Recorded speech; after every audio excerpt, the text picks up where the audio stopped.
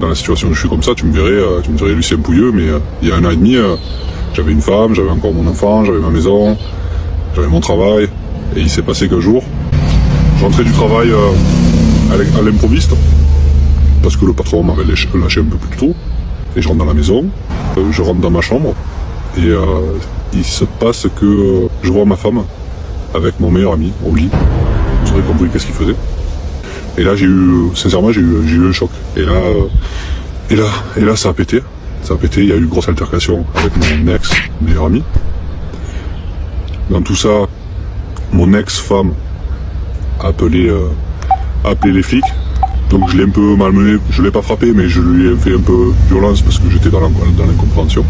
Il s'est passé qu'ils sont arrivés, j'ai été placé en garde à vue pour violence. Enfin, je passe les causes pourquoi je suis allé en garde à vue. Il se passe qu'après ça, ils ont porté plainte contre moi. Je me suis retrouvé avec 12 mois de sursis, avec interdiction de m'approcher, de voir mon enfant, parce qu'il avait que 4 mois et en général, à cet âge-là, ça reste avec la mère, quoi qu'il en soit, quoi qu'il se passe. Du coup, j'ai plus vu mon enfant. J'ai pas respecté ça, c'est-à-dire que j'avais le besoin vraiment de le voir et je me suis fait prendre. Je me suis fait prendre tout simplement et à la suite de ça, j'ai fait 3 mois. 3 mois de prison pour pas avoir respecté l'éloignement. J'ai perdu mon travail, j'ai perdu ma maison, j'ai perdu mon ex-femme du moins. Je vois plus mon enfant. Alors la plupart du temps, je dors ici, quoi. C'est des paroles qui sont dures à entendre, mais qui sont nécessaires.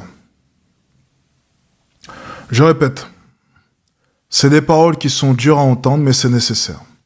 J'espère en tout cas que toute cette histoire vous aura servi de leçon, mais je sais très bien que, voilà. Il y en a certains d'entre vous qui pensent encore que leur copine, non, elle ne fait pas partie de ce type de... Pas de souci. Pas de souci, pas de souci, pas de souci, comme je le dis souvent. Si ce n'est pas moi, ce sera la vie qui vous rattrapera.